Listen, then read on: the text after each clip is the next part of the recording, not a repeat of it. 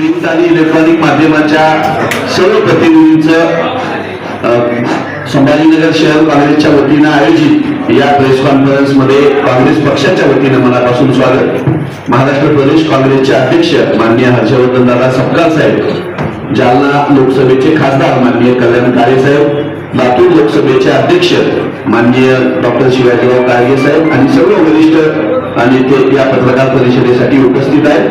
पत्रकार बांधवांचं मी काँग्रेस पक्षाच्या वतीनं स्वागत करतो। आपण पत्रकार परिषद सुरू करतो। माननीय हर्षवर्धन दादा आपल्याला संबोधित करतील।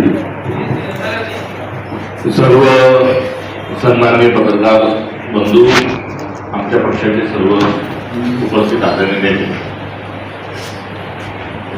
संघटना बांधणी हा एक निरंतर चालू असणारा एक उपक्रम आहे आणि पक्ष म्हणून आम्ही त्याला म्हणतो तो म्हणजे दुसरं काही नसून नव्या दमाचे कार्यकर्ते पक्षात आणणे,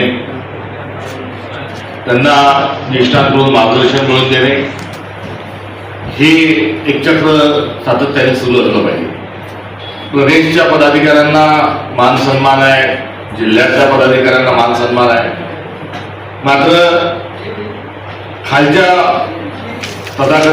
पदाधिकाऱ्यांच्या संदर्भामध्ये एक वेगळी बांधणी आणि वेगळी भूमिका घेऊन आम्ही निघालोय। एक संरचना निवडणुका नुकत्याच संपन्न झाल्या, नुकत्याच म्हणजे स्थानिक स्वराज्य संस्थांच्या निवडणुका झाल्या आणि विशेष करून मराठवाडा परिसरात जिल्हा परिषद, नगरपालिका, महानगरपालिका या निवडणुका बहुतांश ठिकाणी संपन्न झाल्या।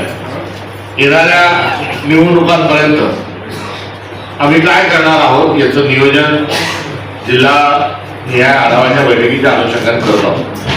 कुठलंही भाषण नाही, कुठलंही मार्गदर्शन नाही, कुठलंही संघटन नाही, तर येणाऱ्या काळात आम्ही संघर्षाची भूमिका घेऊन आंदोलन, सत्याग्रह, पदयात्रा हा पॅटर्न घेऊन पुढे जाणार आहोत। त्यामुळे सरकारला धारेवर धरणं हे सरकार मूक, बैर आणि आंधळ आहे, यांना ऐकून घ्यायचं नाही, यांना कुठलंही कृत्य काम जे आहे ते जनहितार्थ करायचं नाही आणि अशा वेळेस सत्याग्रहाच्या शिवाय, आंदोलनाच्या शिवाय आपल्याजवळ दुसरा पर्याय नाही। त्यामुळे मोठ्या प्रमाणावर आगामी काळात काँग्रेस पक्ष रस्त्यावर दिसेल, संघर्षाची भूमिका घेतलेला दिसेल। या संदर्भामध्ये आज स्पष्ट स्वरूपाचा संदेश हा देण्याकरता आणि त्याचं नियोजन करण्याकरता बैठकांचे सत्र सुरू आहे। तर दुसऱ्या बाजूला जी संरचना आमची जी आहे, जी अखिल भारतीय काँग्रेस कमिटीने फार आधीच आम्हाला जो मॅन्डेट दिला होता तो आता पूर्ण करण्याच्या दिशेने आम्ही जात आहोत। त्यामध्ये जिल्हाध्यक्षांची कार्यकारिणी, जिल्ह्याच्या फ्रंटलचे सर्व अध्यक्ष, फ्रंटलचे सर्व डिपार्टमेंटचे सर्व अध्यक्ष हा जिल्हा स्तरावरचा ढाचा आमचा राहणार आहे।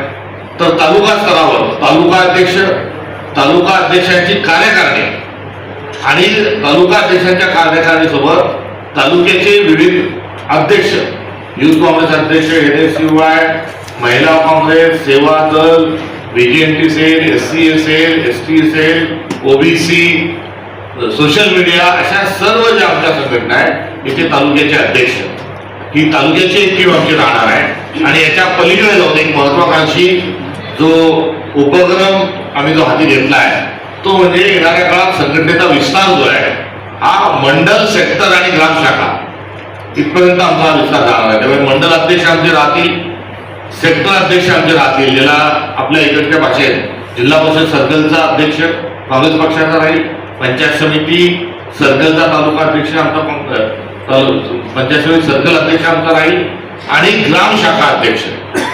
प्रत्येक गाव तिथे शाखा, या 28,000 गावांमध्ये शाखा उघडायचं आणि ही अशी एक संरचना घेऊन आम्ही पुढे जात आहोत। आज त्यासाठीच ही बैठक आणि आढावा या ठिकाणी संपन्न होत आहे। तर जी महानगर आहे त्या महानगरांमध्ये त्या ठिकाणी देखील आमचं मंडल आणि सेक्टरची संरचना राहणार आहे। जिथे प्रभाग आहे तिथे आमचा